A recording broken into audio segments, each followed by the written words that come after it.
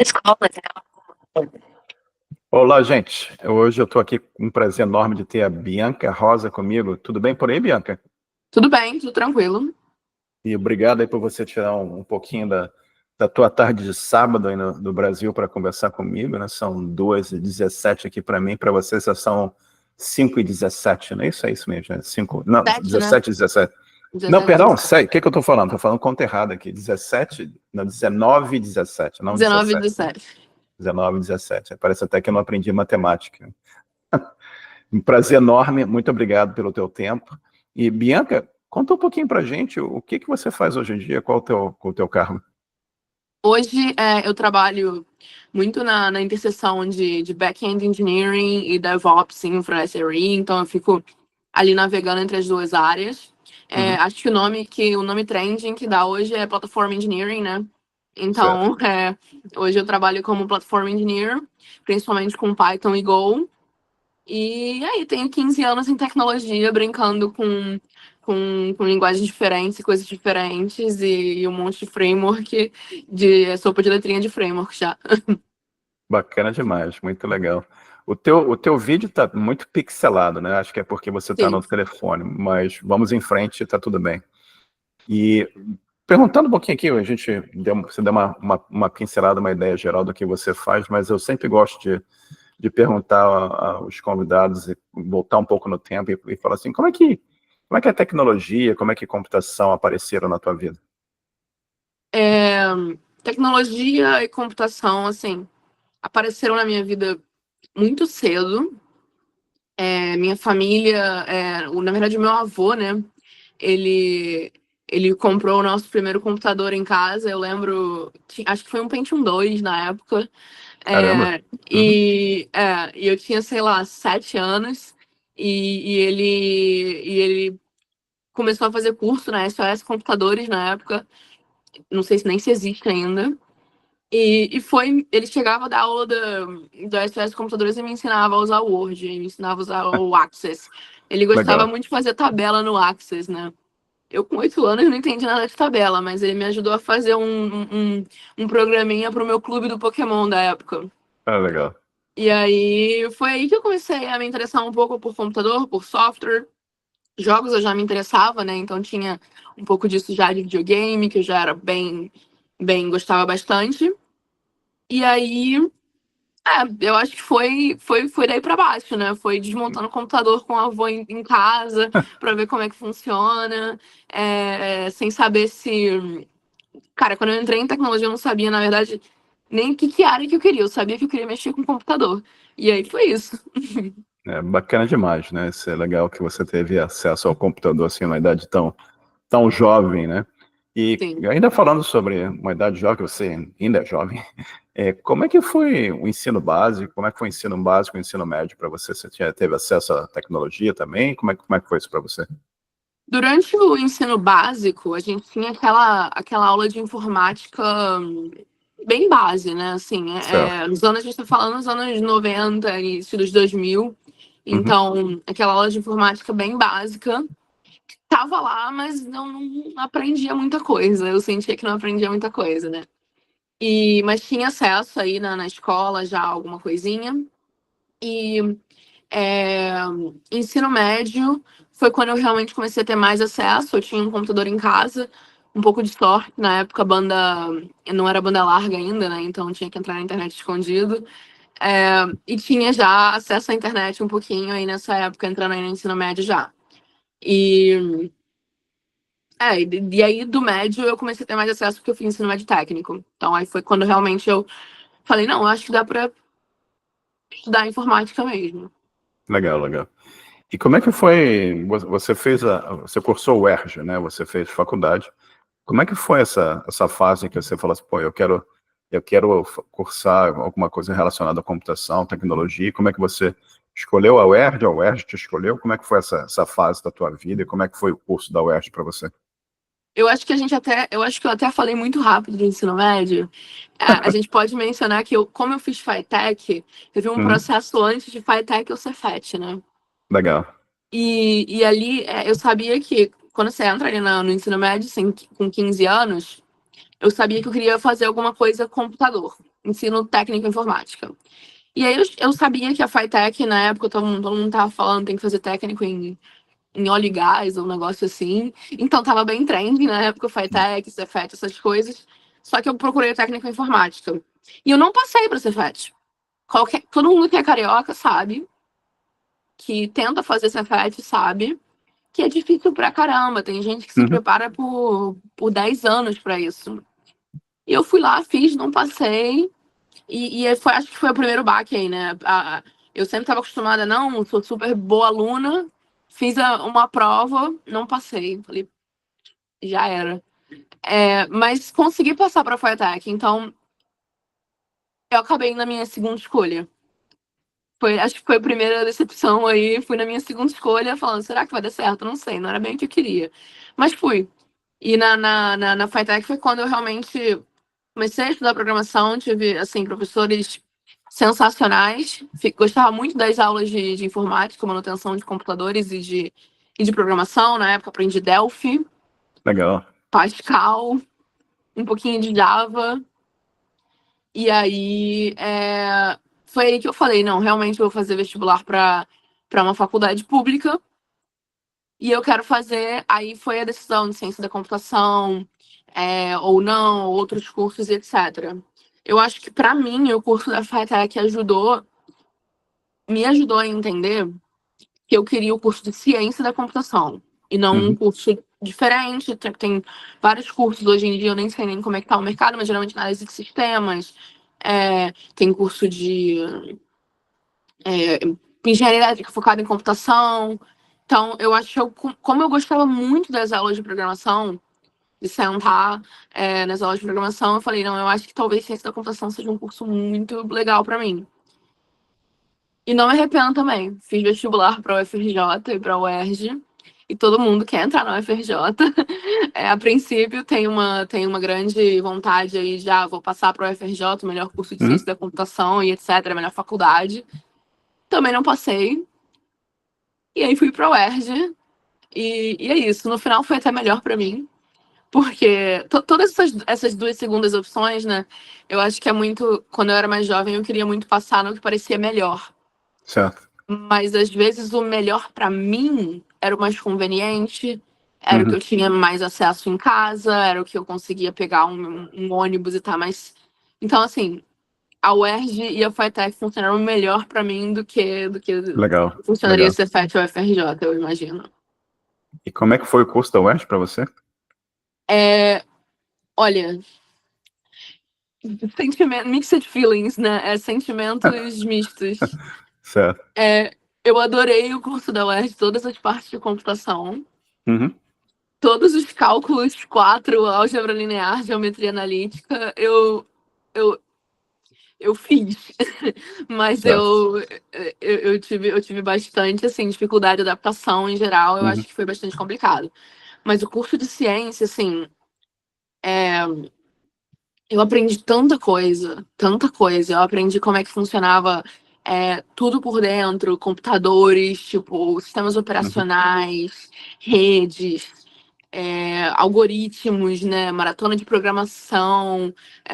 Então, teve muitas coisas legais ali no curso da Legal. UERJ Legal. que eu fiquei apaixonada. Eu fui me apaixonando por computação a cada matéria de computação, né? Foi mais ou Legal. menos isso. Eu acho que eu te contei que eu estudei lá também, né? Quando eu entrei eram 2 anos de matemática e 2 anos de computação. Ainda era assim quando você estudou lá também? Quando eu estudei lá, eles já estavam fazendo um mix, né? Então você entra. Eu acho que tem uma introdução à programação que eles chamavam de LP1, Linguagem de Programação 1, no Logo no primeiro começo. período. Perfeito. E aí já tem, tipo, não é meio período matemática, período de computação, é meio misto. Uhum. Geralmente a carga era, tipo, 4 matérias de matemática para uma de computação no início, Uhum. aí ia diminuindo 3 para 2, 2 para. E aí vai terminando. Mas na UERJ quando eu fiz, foram 4 cálculos, foi geometria analítica, álgebra linear, Certo. e algumas outras, mas as matérias de computação, tipo introdução à linguagem de programação, lógica de programação. Lógica Uhum. de programação, na verdade, é meio matemática, mas eu também gostava. Enfim, Meio É, misto. na minha época eu levei 2 anos até eu começar no quinto período que a gente começava a ver alguma coisa de computação. Era tudo matemática, matemática, matemática, cálculo, geometria, geometria analítica e um monte de matemática até você. Física, tinha aula de física. Parece que eles mudaram isso, né? Se você está entrando já vendo alguma coisa de computação, já se torna uma coisa mais interessante, a meu ver. E nós tivemos professores em comum, né? E apesar de eu ter estudado muito mais tempo que você, o Paulo Eustáquio foi seu professor e foi meu professor também. É incrível isso, né? Paulo Incrível. Eustáquio é prata da casa lá no Instituto de Matemática e Estatística da UERJ, na UIME da UERJ. Sim. Foi meu Bacana. professor, meu orientador, a pessoa que me levou para a maratona de programação, a pessoa que eu fiz as minhas eletivas com aos sábados. É excelente, me ensinou tudo de algoritmo que eu sei hoje, que eu provavelmente já esqueci também, perdão, Paulo Eustáquio. Mas me ensinou tudo de algoritmo que eu tenho aqui em algum lugar na minha cabeça hoje. Legal. E o Paulo Eustáquio é paraninfo da minha turma também. Isso é bacana demais, é incrível isso. E como é que foi, você estudou na UERJ, como é que foi a transição da UERJ para o primeiro emprego? Como é que pintou o primeiro emprego na tua vida? Então, acho que no Brasil, né, tem uma cultura que fora do Brasil as pessoas não entendem muito, que é começar a trabalhar enquanto faz faculdade. Certo. E eu, jovem, com 18 anos, pensei, quero começar a trabalhar logo. Uhum. Então, na verdade, como eu já tinha um pouco de conhecimento de programação, eu cometi, não sei se foi um erro, eu fiz a decisão, tomei a decisão de começar o meu primeiro estágio, eu estava no segundo período da faculdade. Então, decisões, né, com seus prós e contras aí. No segundo período da faculdade, então, eu comecei meu primeiro estágio. E aí comecei a tentar gerenciar estágio e faculdade. No estágio, no primeiro ano, eu não fazia ideia do que eu estava fazendo. Uhum. Eu ia todo dia sempre perguntar o que você fez hoje. Fiz uns negócios funcionar que não estavam funcionando. Uhum. Ou não fiz uns negócios funcionar que continuam não funcionando. Amanhã eu vou ter que entender de novo. Acho que não mudou muito até agora, né? Continua sendo a mesma coisa. Mas é isso. Hoje eu tenho um pouquinho mais de confiança no que eu tô fazendo, mas é isso. Tipo, foi esse estágio bem no início e balancear o estágio e a faculdade. Esses foram os grandes desafios. E eu nem sabia que eu queria programar. Acho que vale falar isso. Quando eu procurei estágio, eu sabia que queria ciência da computação, mas eu tinha feito curso de design gráfico, já tinha feito um monte de coisa também. E eu tava tirando para todos os lados, eu queria começar a trabalhar. Uhum. Então, eu achei um estágio de programação que me achou também, né? E acho que isso definiu um pouco também, ou ajudou a definir um pouco o curso da minha carreira. Certo. Poderia ter sido outra coisa, poderia ter sido rede. Uhum. Ninguém sabe. E isso foi na Bricoin Security, foi essa empresa que você começou? Isso, foi na Bricon Security, era uma consultoria, a gente trabalhava dentro da DataPrev, Uhum. no prédio ali em Botafogo, né, voluntários, né, perto da Voluntários. Certo. Uhum. A gente trabalhava dentro da DataPrev, fazendo migração de sistema de COBOL para Java. Legal, Então legal. era eu, assim, tipo, menina, 18 anos, trabalhando dentro da DataPrev, um bando de gente concursada, mais velha, um choque de cultura gigante, mas, assim, foi isso também. Tive excelentes mentores lá. Vi um pouco de código COBOL nessa época já, imagina na cabeça de uma criança de 18 anos, o que é um código COBOL. Identification Division, Data Division. E uns códigos sei lá, eu lembro que tinha milhões de linhas o código, sabe? Uhum. Então, assim, na época a migração de código de COBOL para Java era automática, mas o nosso trabalho era corrigir os bugs depois da migração automática. Certo. Foi isso. E eles usavam Unisys na DataPrev, né? A DataPrev era tudo, o mainframe era Unisys. Isso. Mas aí, como a gente estava nesse processo de trocar, né, os sistemas, tipo, eu trabalhava justamente na cultura que estava migrando, então aí eu tava nessa época já brincando com o Java, a gente brincava que era o Legal. Java Ball, porque era o COBOL migrado para Java, só que a gente tinha algumas coisas que o código gerado em Java Certo. tinha que seguir alguns padrões de código que o código COBOL anterior seguia para as pessoas Uhum. conseguirem continuar dando manutenção, né? Entendi. Então era um Java com variável, uppercase, tudo maiúsculo, era um Java diferenciado. Legal. E como é que evoluiu isso? Você continuou nessa empresa por algum tempo ou você virou programadora? Não, como é que foi essa fase da vida para você? Eu fiquei um ano nessa empresa, e aí eu tinha um negócio na minha cabeça, eu quero virar programadora júnior. Uhum. Sei lá, o sonho do estagiário, eu quero virar programadora júnior. Certo. Então, tinha esse sonho, e aí eu peguei no meu estágio, sei lá, a gente ganhava R$ 1.000 por mês, e eu peguei os meus 4 primeiros salários, juntei, botei num curso da Kaelon, na época, Uhum. aí fiz o curso da Kaelon de Java Web, também excelente professor, excelente escola, acho que hoje em dia a Lura segue aí a Kaelon com um trabalho que eles fazem, mais remoto, mas era um prédiozinho aqui no centro do Rio na época. Certo. Fiz o curso da Kaelon e investi aí um pouquinho nesse negócio, né, meus primeiros salários. E comecei a procurar outras vagas, outros lugares que poderiam fazer mais sentido. Eu sentia que o lugar que eu estava, apesar de eu estar gostando do meu estágio, das pessoas que eu trabalhava, não estava me dando o conhecimento de mercado que eu queria, porque era um framework próprio, eram algumas coisas muito próprias, e que eu sentiria que a minha carreira ia ficar um pouco mais. Eu não diria nem. Seria uma carreira muito de nicho. Uhum. Faz sentido, mas eu queria um negócio um pouco mais abrangente, que eu pudesse acessar outras oportunidades. Aí foi quando eu comecei a trabalhar na Fisgo, que a Fisgo e o Bem Direto, né? Um dos produtos que eu comecei a trabalhar dentro da Fisgo foi o Bem Direto. Foi uma startup que eu entrei como programadora júnior lá, me ofereceram a vaga, eu fui, a gente fez um. Eu lembro que na época a gente fez era o lead code de quadro branco, né? De entrevista. Hoje em dia todo mundo reclama do processo de entrevista que é lead code, que você tem que fazer código ao vivo. Na época era Certo. no quadro. E passei ali, trabalhei com esse tempo ali nessa startup com Java, Uhum. já e um pouquinho mais, aprendendo um pouco mais de front-end também, tecnologias mais de mercado.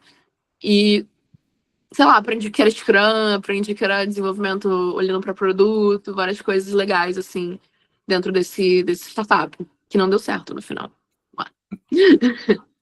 Mas experiência É, boa, e você começou a trabalhar como programadora júnior, alcançou o seu objetivo aqui, né? Aquele sonho que você falou que você tinha como estagiária de virar programador júnior.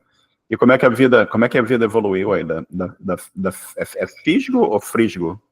fisgo, Fisgo. de E como é fisgar. de fisgar?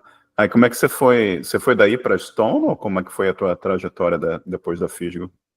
Então, justamente, nesse processo da Fisgo ter. O produto bem direto acabou não funcionando. Uhum. A gente não achou o market fit que a gente deveria conseguir, né? Certo. E aí a gente acabou. A empresa devagarzinho foi acabando. Uhum. Eu entrei como programadora júnior. E eu fui a última programadora da empresa no final, né? Eu e um dos founders e uma menina de marketing. E aí, nesse processo, a gente, pós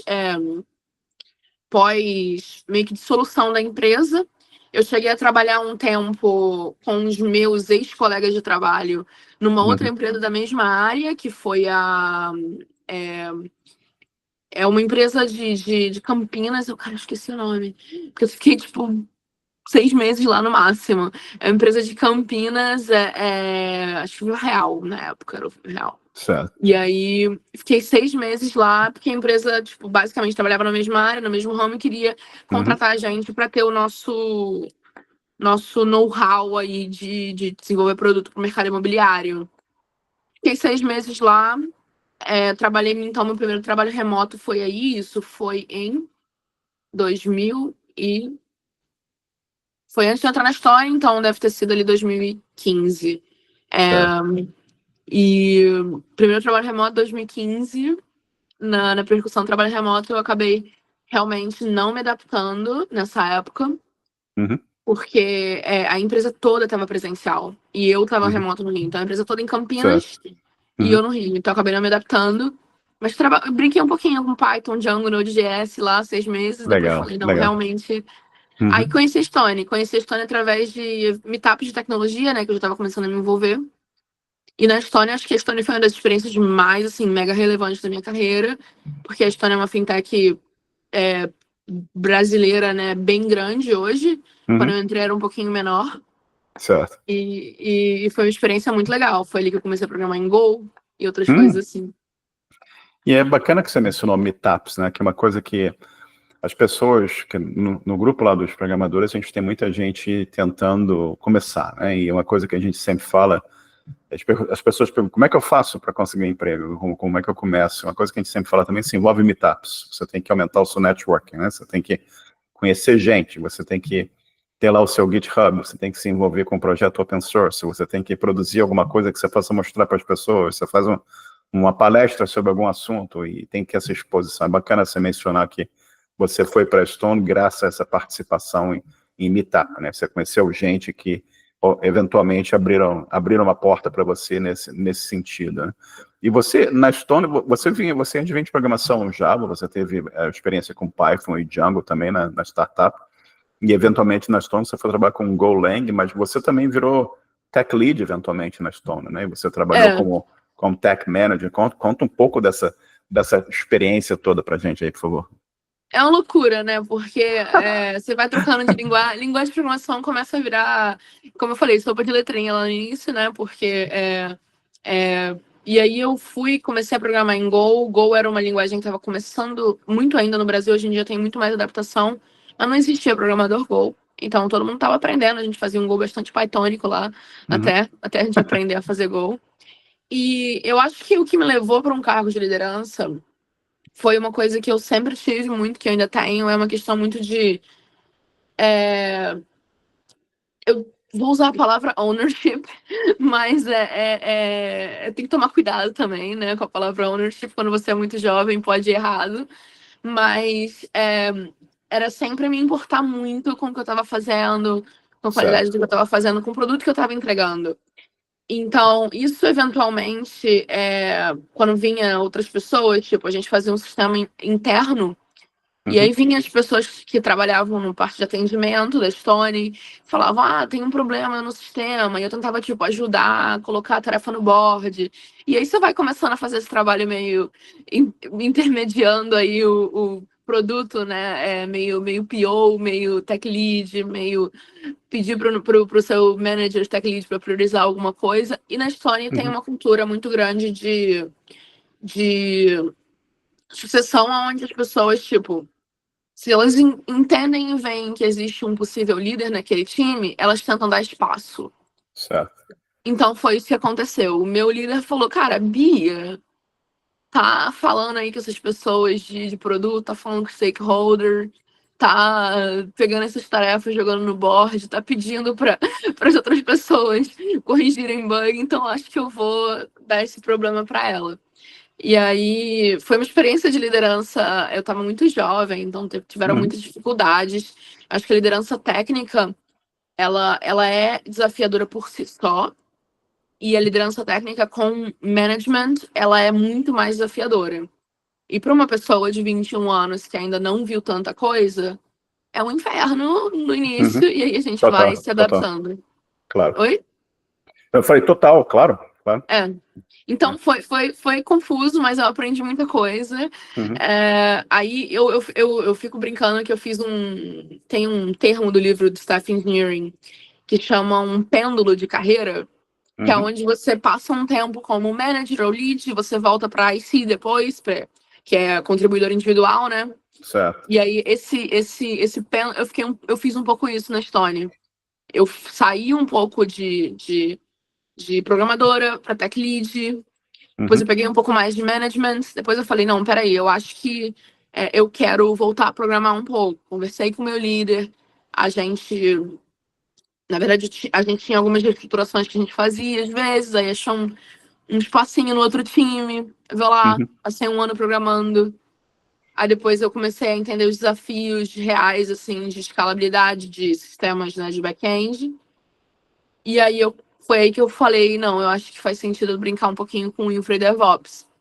Bacana E foi aí demais. que eu fui para essa área, como manager, aquele manager que, sim, eu programei muito tempo, mas não sabia nada de DevOps. Então, eu tinha gente no meu time, assim, embaixo de mim, que sabia muito mais que eu na época, e foi engraçado, foi interessante. E você foi trabalhar como SRE, como Site Reliability Engineer? Isso. Eu fui Bom, trabalhar como SRE do sistema que eu programava antes. legal. Um E dos sistemas. como é que foi essa experiência? Eu gostei bastante também. Eu Uhum, gosto muito de trabalhar com sistema, tecnologia, back-end, né? Então, eu me apaixonei ainda mais pela área, pelas coisas, pelos desafios. E aprendi muita coisa. Então, foi bem legal.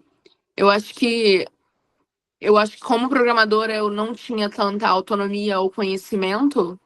uhum, E como SRE, eu aprendi muita coisa do outro lado que me davam essa autonomia e conhecimento.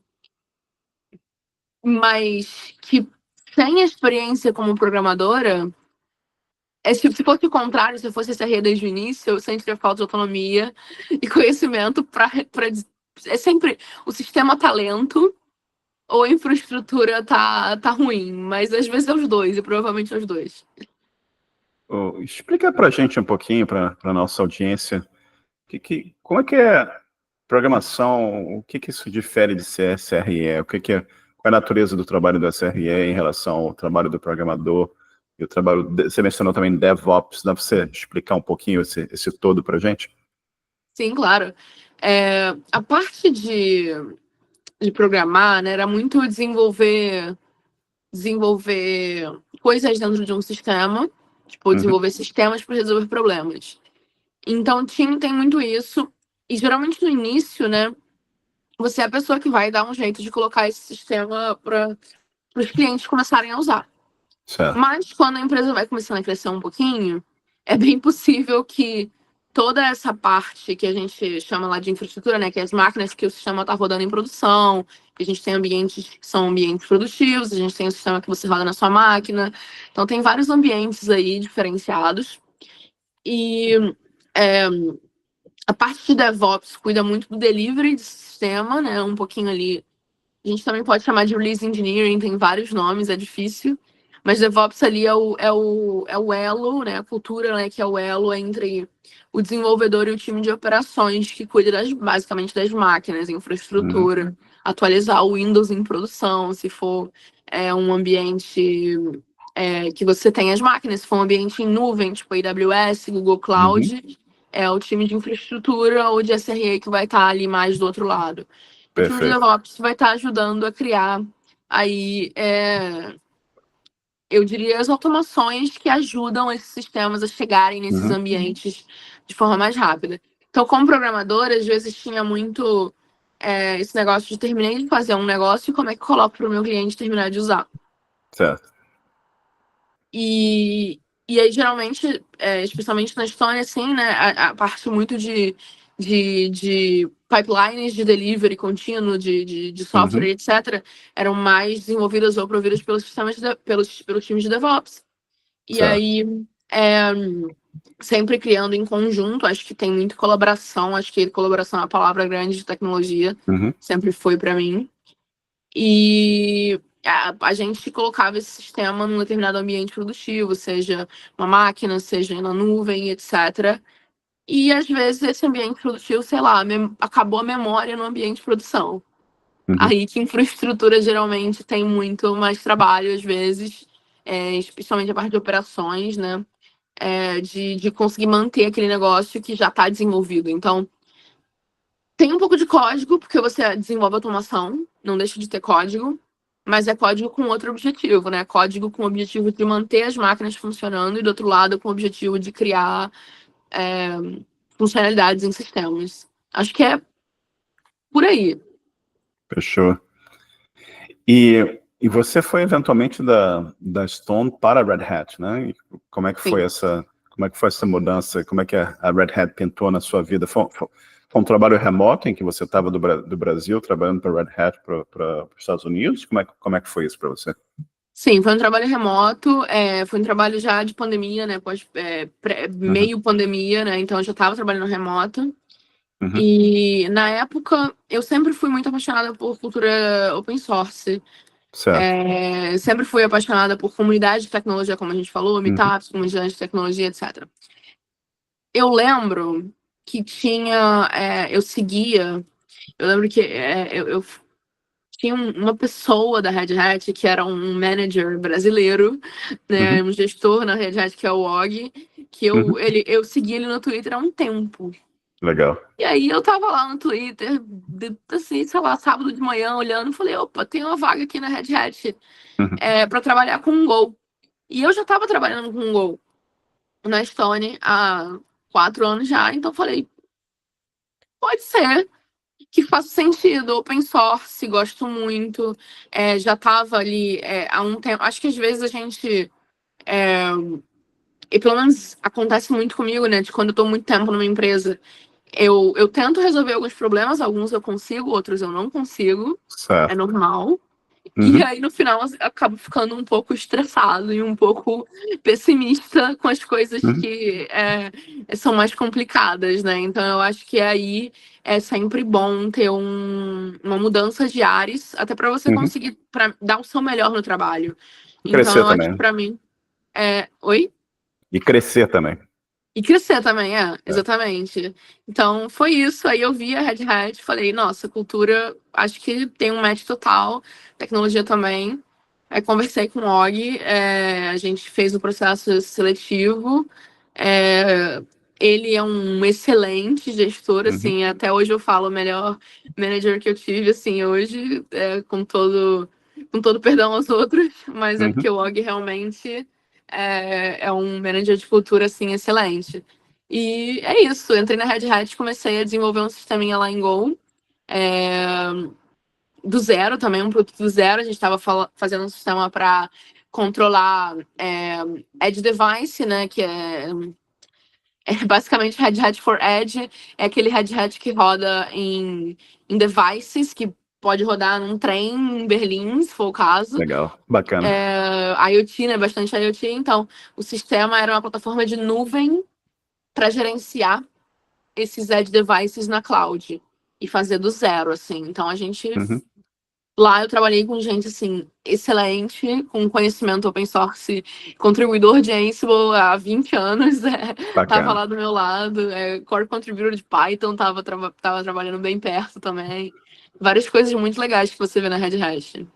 Tudo gente fraca, né? Tudo gente fraca. Você fala, o que eu tô fazendo aqui? Vai começar pelo Og, super fraco. É. O Og, Você acho que começa. entrevistei no episódio 7 ou episódio 8 do podcast. A entrevista dele. E o Paulo Stack eu acabei, não mencionei, mas eu acho que o Paulo Stack foi episódio 20 e 21. Eu fiz 2 horas de episódio com o Paulo Stack. É incrível que todo mundo é conectado de alguma forma, né? Todo mundo se conhece de alguma forma. Mas você trabalhou com vários amigos meus lá na Red Hat, bacana demais isso. E você trabalhou lá com Golang, como você falou, e passou pela Red Hat, e eventualmente você foi para Lumos, que é uma empresa na Argentina, correto? Não, Tô a certo? Lumos é uma startup. Eu fui para Argentina nesse meio caminho, Ah, né? tá. Uhum. Mas a Lumos é uma startup americana. Ah, ok. Eu saí da Red Hat bem coração partido, mas assim, no final, a Red Hat tinha a cultura perfeita. Para Uhum. mim, eu estava trabalhando super bem lá.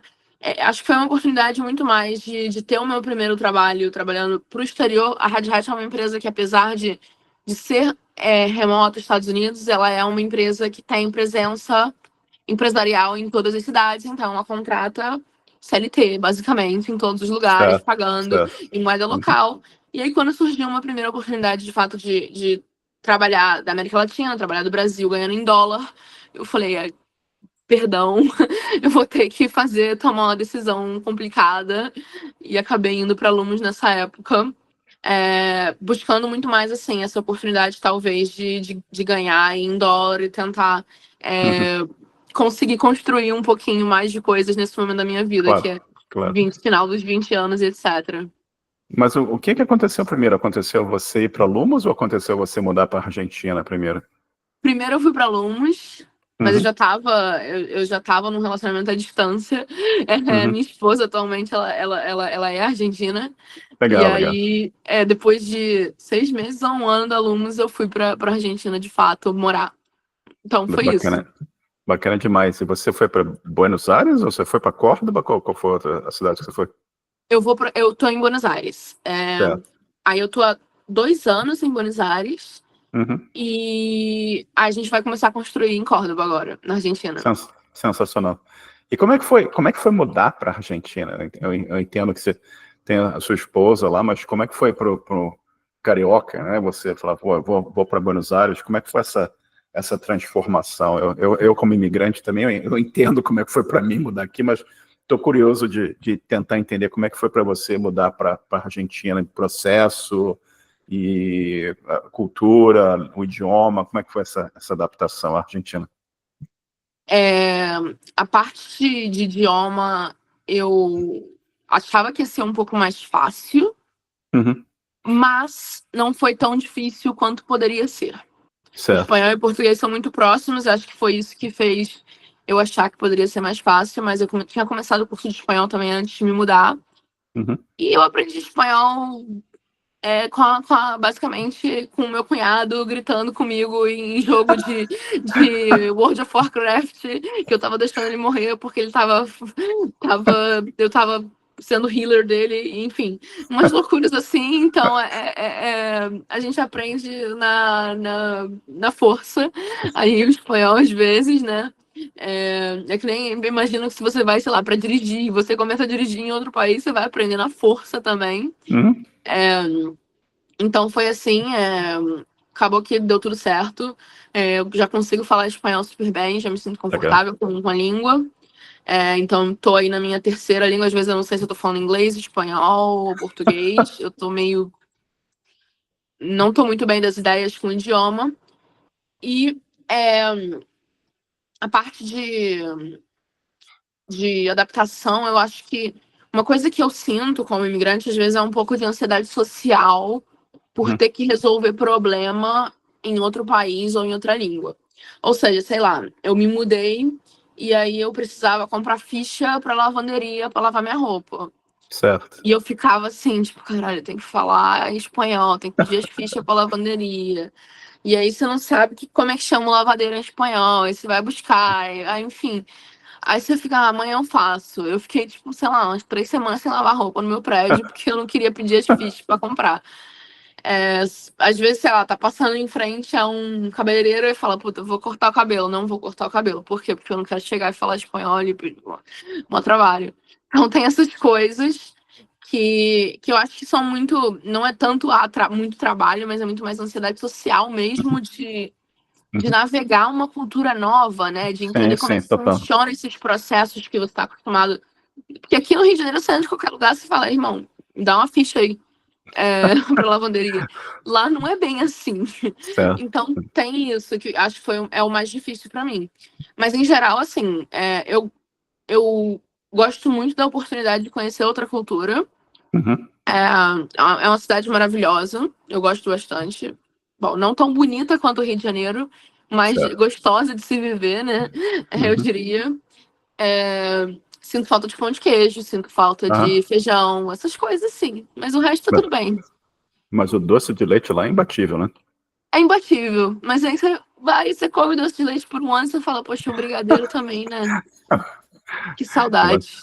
mas o churrasco, a pergunta que não quer calar, qual o melhor churrasco, argentino ou brasileiro? Cara, o problema, a carne é argentina, o churrasco, e aí os argentinos que não me escutem, o melhor churrasco pra mim é o brasileiro. É o Perfeito. churrasco da minha família, com sambinha, com pagode rolando, é outra vibe. O churrasco argentino é muito gostoso também. Eu sou muito fã de chimichurri, por exemplo. Eu prefiro Uhum. chimichurri que molho à campanha. Sério? Então, Heresia, fica aí. heresia. Heresia. Mas eu gosto do churrasco brasileiro. O churrasco Bom, argentino é mais um, sei lá, é menos, eu acho que é menos festa. Eu acho que esse sentimento de festa que o carioca tem com o churrasco, que na Argentina é um pouco É normal. mais, é mais formal o churrasco deles? Ou Não é tipo mega formal, mas qualquer cultura é mais formal do que o carioca. que o Acho que a brasileiro, gente o pode carioca? começar por É, aí. entendi, entendi. E É. voltando, está me dando, tá dando fome essa conversa. Ah, sim. E você, Alumos, como é que foi Alumos para você? A Lumos foi uma empresa que, quando eu fiz o processo seletivo, eu recebi uma mensagem aleatória de uma recrutadora Uhum, falando: tô contratando para uma empresa stealth, uhum. que não posso falar o nome, porque eles estão Incubação, levantando. capital. E aí eu falei: o que eu vou falar com uma pessoa, uma vaga, numa empresa que não tem nome, enquanto tô feliz? Então foi assim.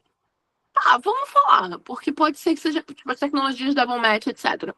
Então, falei, e a Lumos era uma empresa pré-Series A na época, né? E quando eu Uhum, entrei, foi o mês que eles levantaram o Series A e tal. Então, tava assim, bem saindo da pandemia quando eu entrei na Lumos ali. E eu vi a Lumos sair de empresa pré-Series A, empresa que não podia nem falar o nome, quando tava contratando para uma empresa que levantou Series A e Series B, que é o uhum. segundo, a segunda, como chama? Funding em português. É, seria financiamento, né? Segundo, Financiamento. segundo levantamento de capital, né? Acho que faz mais sentido, não? Sim, acho É, que sim. É. a segunda parte é aí que eles levantam capital e alguém vai lá e investe na empresa. E, e a empresa, sim, tinha muito potencial, o produto tinha muito potencial. Uhum, Resolvi um problema que eu já tinha passado antes como, como manager na Stone, que era tipo muita questão de gerenciamento de acesso, muita dificuldade com compliance, security, etc. uhum. Então, a Lumos resolveu um problema que eu era familiar com, Certo. e eu queria ver resolvido, basicamente. Eu falei, Uhum, poxa, parece muito legal. uhum, Isso juntando com a oportunidade de trabalhar assim para uma empresa nesse tamanho, né, que foi um crescimento gigante assim, de carreira também. Eu acho que a Red Hat é uma empresa excelente, mas o crescimento de uma startup é muito mais rápido, então tem esses prós e contras, né? Tipo, na Red Hat você tem um crescimento ali, você está desenvolvendo seu produto e, cara, com um bom gerente é um lugar excelente para trabalhar. E dentro da Lumos era um crescimento completamente desordenado, que você é meio forçado a crescer muito rápido. uhum. Então, é isso. A gente viajei muito na Lumos, a gente fez muito offsite. Então, assim, a gente se encontrava várias vezes ao ano. É, e foi bem legal, assim, se ver a empresa sair desse espaço Series A para post Series B, né? Que é tipo um pouquinho lá, um ano depois de levantar a Series B. Então, crescimento grande, vendo os clientes surgindo e etc. Bacana, Muito legal. bacana demais. E também é uma empresa americana que você falou, não é isso? Isso. Eu acho que eu vi muito a oportunidade de conseguir me comunicar, de conseguir me conectar com Silicon Valley e entender como é que funcionava esse negócio. Uhum, Trabalhei na Red Hat eu trabalhava com muita gente excelente também, uhum. né? E dentro da Lumos eu trabalhei também com tipo ex-Meta, ex-Microsofter, Bacana. ex um monte de coisa. É o mesmo sentimento de que eu tô fazendo aqui. É, meu chefe se formou em Stanford. O que eu Pô, tô fazendo aqui? Sabe? é a mesma coisa da UERJ, né? É, igualzinho. Pequenas instituições, pouco dinheiro lá. E você, além do teu trabalho todo aqui profissional, você também tem bastante envolvimento com comunidades open source, com grupos que estão tocando vários projetos, né? Você acha que você teve envolvimento com Rails Girls, com JS for Girls, com Women Tech Makers, mas você falou para mim que um dos grupos que você mais contribuiu ou trabalhou foi PyLadies, não é isso? Isso. Você pode contar um pouquinho para a gente sobre o que é PyLadies, como é que funciona e o que representa na comunidade? Sim, o PyLadies é uma iniciativa para trazer um pouco mais de conhecimento, tecnologia, Python Uhum, especificamente, né? Uma comunidade dentro, é uma subcomunidade da comunidade Python, eu diria, que tem o objetivo de trazer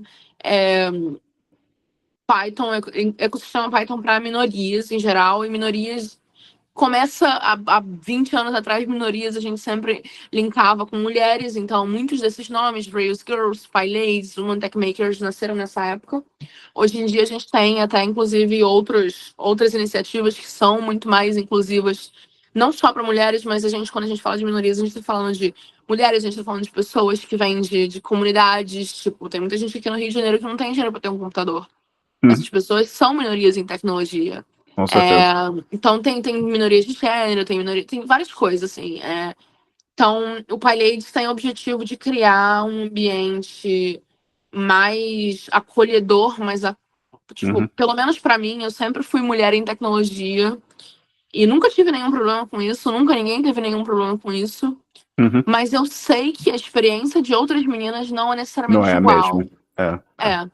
Então, às vezes, é um pouco mais complicado. E tem um sentimento, tem uma coisa que, às vezes, não é culpa de ninguém, mas é um sentimento de pertencimento que falta. Certo. Tipo, de não se ver ocupando aquele espaço que essas comunidades ajudam a te mostrar. Olha, tá vendo aquela pessoa ali? Ela trabalha 5, 10 anos com tecnologia. Pode ser que você consiga também, se você quiser, assim. Que eu acho que as pessoas precisam se ver ocupando aquele espaço. Quando você está começando em tecnologia, você quer encontrar alguém para se inspirar e falar, eu quero ser igual aquela pessoa.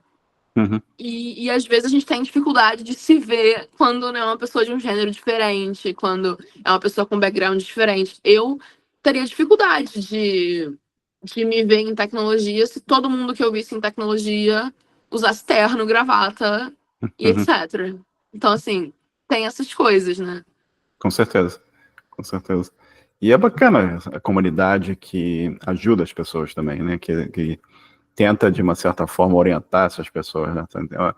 É uma área que a gente ainda tem muito pouca diversidade, né? Eu acho que uma das coisas que a gente está tentando fazer também é aumentar a diversidade no grupo, no podcast, e ter mais representatividade do que eventualmente é a comunidade, né?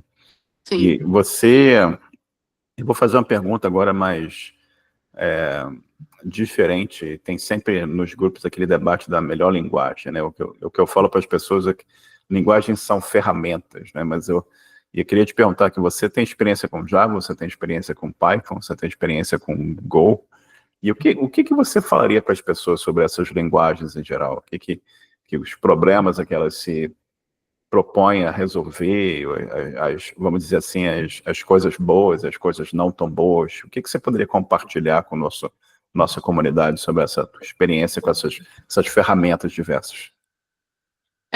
Eu sou do seu time, eu acho que linguagens são ferramentas. E existem ferramentas melhores para determinadas coisas. E ferramentas que também você consegue. Às vezes, você consegue tirar um parafuso da parede com uma desparafusadeira ou com a chave Phillips. Você pode escolher. Exato. E os dois são. Depende do parafuso, depende da chave Phillips. Tem até chave Phillips diferente, né? Então, assim, eu acho que é isso mesmo, são ferramentas. Para mim, eu vi Java performando muito bem. Quando precisava, assim, de uma linguagem. Hoje em dia eu não sei, não vejo tanto o mercado de Java, mas eu sei que, por exemplo, o mercado bancário é muito em Java hoje em dia, né? É uma linguagem com uma estabilidade bastante grande, é uma linguagem que tem uns padrões de projeto bastante bem definidos, é uma linguagem que hoje eu diria, e assim, uma visão bianca, extremamente opinião, é uma linguagem que eu vejo muito bem, performando muito bem no meio corporativo. Num meio onde a gente precisa criar sistemas que durem, que tenham. Assim, que a gente. É uma linguagem que vai ter mercado, que vai ter gente que sabe programar, que vai ser fácil de contratar. Não adianta você fazer o sistema para durar 30 anos numa linguagem que não tem tanta gente que sabe programar ainda, porque é mais complicado. Então, é um pouco disso. Eu vejo Python, assim, é uma das minhas linguagens favoritas, né? Outra Go. Quando eu tenho que decidir assim, entre Python e Go, Às vezes tem a questão de performance, tem a questão de velocidade. É muito mais fácil achar gente que sabe Python, então às vezes faz sentido usar Python. Eu, quando estou trabalhando com um back-end especificamente, eu gosto de definir que eu gosto muito de trabalhar com Python para Web APIs, para coisas que precisam mudar rápido, que tem velocidade de mudança mais rápida. E eu gosto de trabalhar com Go em coisas mais core, que são, sei lá, os consumidores de mensagem de fila, eu prefiro fazer em Go. Por quê? Porque eu acho que Go tem, assim, performance excelente, inclusive para Web APIs, mas por ser uma linguagem mais tipada, uma linguagem que você precisa definir certinho. Em Python, você coloca qualquer coisa no dicionário e tá lá no seu JSON de resposta e resolveu. E Go tem muito mais regrinha e etc. para essas coisas, compilado e etc. Então eu gosto mais de fazer isso, de trabalhar em Python para APIs e Go para core. Mas, assim, as duas são excelentes, eu gosto muito das duas. E é difícil às vezes, né? É uma decisão que não tem como, não tem escolha certa nem errada. Não, aliás, pode ser que tenha escolha errada, mas certa não tem. É aquela história da parafusadeira chave Phillips, né? Acho uma boa analogia mesmo. E por falar em áreas de tecnologia e problemas de tecnologia, tem alguma área na qual você não tem atuado ainda que você gostaria de eventualmente atuar no futuro? Eu flerto com segurança hoje em dia. Legal. Eu tenho um termo que chama DevSecOps, que eu flerto um pouco com. Eu sempre gostei um pouco, assim, não de segurança, tipo, sei lá, uma coisa muito hardcore, uma coisa muito baixo nível, mas algumas coisas de segurança eu acho que seria legal entender melhor. Eu lembro de ter feito alguns cursos de criptografia num Coursera da vida, entendendo como é que funciona, chave privada, chave pública, esses negócios assim. Então eu gostaria de investir um pouco mais nessa área um dia. Eu acho que é isso, seria a parte de segurança. Não sei agora, com o crescimento de AI e etc., se tem alguma coisa mais voltada para inteligência artificial que eu gostaria de explorar, mas eu me vejo muito mais como usuária do que como criadora de conteúdo ali. Talvez aprender a criar coisas tipo servidores MCP para coisas de AI seria legal. Mas enfim, acho que segurança seria o negócio certo. Bacana. E a gente falou do futuro, olhando para o passado, teria alguma coisa que você faria diferente se você tivesse oportunidade? Não. Boa. E, Bianca, pensando aqui no grupo lá que eu te falei, que a gente tem um monte de gente com as mais variadas perguntas, né, mais variadas dúvidas, melhor dizendo, né? E o pessoal tentando pensar assim, pô, eu entro nessa área de tecnologia, não entro, o AI vai acabar com o meu emprego, eu não vou ter emprego no futuro se eu estudar esse negócio. O que você recomenda para quem está começando? O que você recomenda para essas pessoas que têm tantas dúvidas sobre o futuro, sobre tecnologia, sobre programação, ferramenta? O que você recomenda para essas pessoas? Calma e foco. É mais simples do que a gente imagina, porque a gente perde, às vezes, tanto tempo pensando no que vai acontecer que a gente não sai do lugar. E uma coisa que a gente também sempre fala no Palheiros é, tipo, às vezes vai dar medo, vai com medo mesmo, entendeu? A gente precisa aceitar que em tecnologia tem, tipo, amanhã eu posso não ter emprego. Pode acontecer. Mas eu vou lá e vou conseguir outro, porque ao longo desses 15 anos eu aprendi tanta coisa que em alguma coisa eu vou conseguir trabalhar, não, em tecnologia, ou em uma empresa, ou gerenciando gente, ou em qualquer outra coisa. Então, vai dar certo, de alguma forma vai dar certo. Então, eu acho que quando a gente aprende as coisas, a gente acha que a gente está aprendendo linguagem X, linguagem Y, mas eu acho que é muito mais do que isso. Sei lá, aprendendo linguagem X, eu aprendi a fazer debug de código, a fazer entender. E aí, resolver problema. Começando a trabalhar, você aprende a lidar com gente, comunicação, que são coisas que você vai levando. Então, você só vai colocando coisa que é útil de alguma forma. Eu acho que é calma e foco, porque aí conhecimento, você tem que, eventualmente, o conhecimento, ele é, de certa forma, transportável, né? Nem tudo que você aprende é aquilo. É um pouco mais do que só aquilo que você acha que é.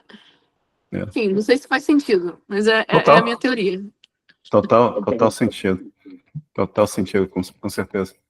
E você teria dicas de livro, música, jogos, filmes, o que você quiser recomendar para a nossa audiência?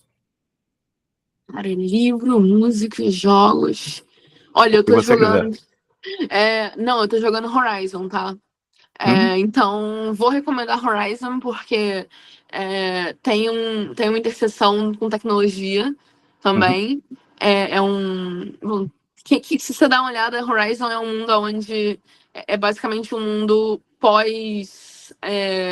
Máquinas tomaram um negócio meio pós fim do mundo e é bem legal, é um negócio bem interessante. Então eu recomendaria Horizon hoje, que tem um pouco de interseção também com tecnologia. Bacana demais. E você está jogando em que plataforma? Tô jogando em Windows 1. Windows?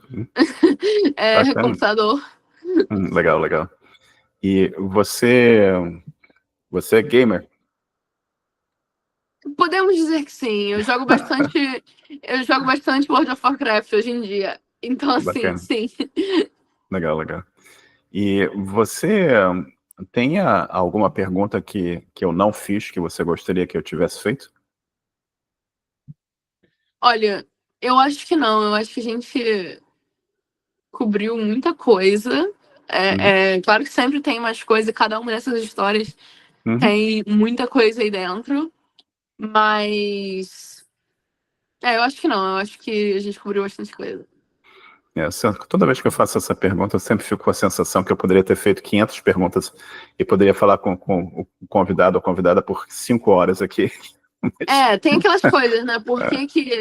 Será que com 10 anos, eu não sei se eu falei em algum momento do podcast, mas eu demorei 10 anos para me formar na UERJ, porque eu tava trabalhando e estudando, né?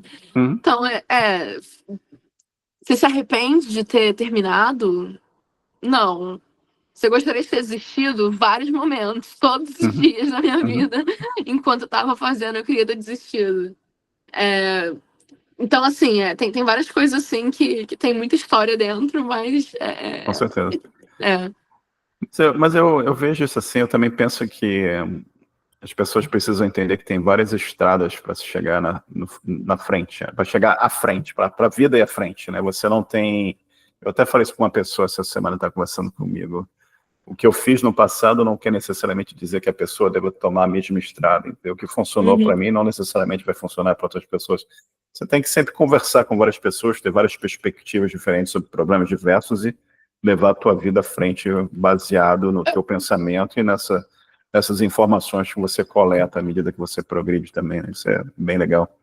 E, Bianca, tem alguma rede social, site, alguma informação que você quer divulgar aqui para a nossa audiência, para eles poderem entrar em contato com você? Tem, acho que a maioria das redes sociais eu tô com Bianca Rosa, mas eu tenho um website que é biancarosa.com.br, que é onde é o link, e tem todos os links, tem todas as coisinhas, tem o mini blog. Então, assim, tem coisinhas assim que você vai lá, biancarosa.com.br, e aí você vai encontrar links para todas as redes sociais, LinkedIn, tudo, etc. E eu sabia que tinha uma pergunta importante que eu não fiz. Qual é o melhor doce de leite argentino? Cara, eu não sei, mas geralmente é o que você compra no mercado, não é o que você compra na loja de turista, né? Eu não lembro a marca, mas é um que vem num negócio de plástico, tá? É sempre o que você não acha que é, provavelmente vai ser. Então, que vem num negócio de plástico e ele é meio marronzinho em volta. Depois eu achando, eu mando foto e aí a gente Perfeito. compartilha. Essa informação de suma importância. Suma importância. Suma importância. Bianca, eu queria novamente aqui tirar um tempinho para te agradecer. A gente papeou aqui por 1 hora.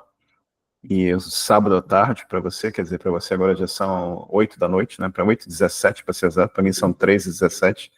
Muito obrigado aqui por tudo que você contou para a gente, toda a experiência fantástica aqui que você colaborou e contribuiu e compartilhou conosco. E muito obrigado pelo teu tempo. Hein? De nada, foi um prazer, Marcelo. Gostei bastante de conversar. Que bom, prazer foi meu. E fica 2 minutinhos comigo aqui para a gente conversar um pouquinho. Só um segundo, vou parar de gravar aqui. Se eu achar o botão aqui para parar de gravar. A parte mais